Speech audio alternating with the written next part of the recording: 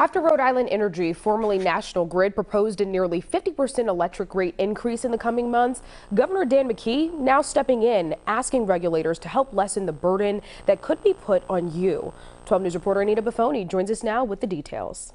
Well, Chelsea, electric rates typically increase in the winter months, but this proposed amount is staggering. And not only has the governor stepped in, the Attorney General and two other groups are doing the same.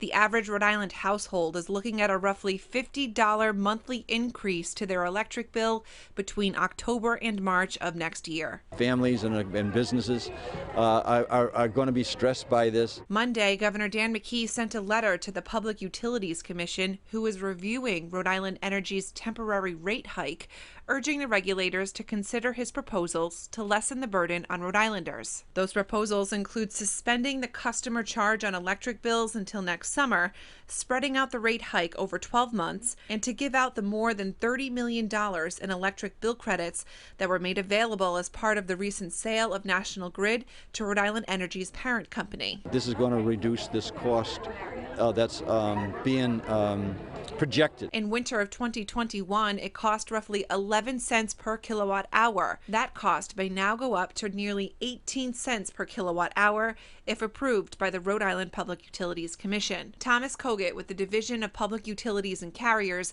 explained the reason is the cost of energy has gone up. They are statutorily prohibited from making money on this. Now Attorney General Peter Nerona and two other groups have filed motions to intervene, looking to get clarity on the rate hike. We're going to watch this and look at this very carefully to make sure that this is no worse than it needs to be.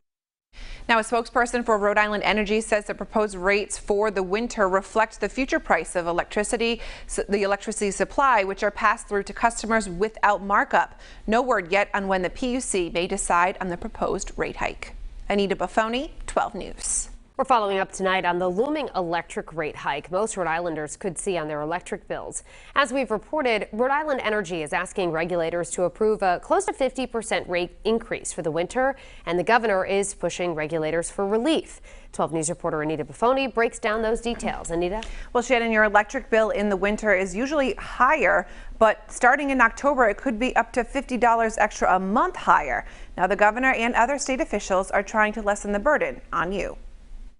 The cost to generate electricity is going up, which means you'll have to pay more in your electric bill. Rhode Island Energy, formerly National Grid, proposed a nearly 50% rate hike from October to March of next year.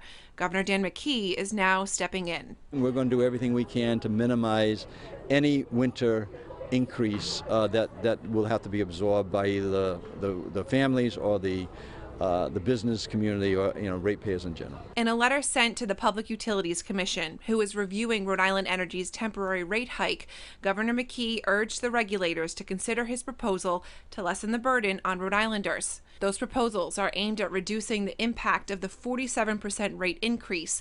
They include suspending the customer charge on electric bills until next summer, spreading out the rate hike over 12 months, and to give out the more than $30 million in electric bill credits that were made available as part of the recent sale of National Grid to Rhode Island Energy's parent company. Thomas Kogut with the Division of Public Utilities and Carriers said Rhode Island Energy can't make money on the proposed rate hike. This is not part of the money-making part of the business. This is just making a energy supply available to consumers.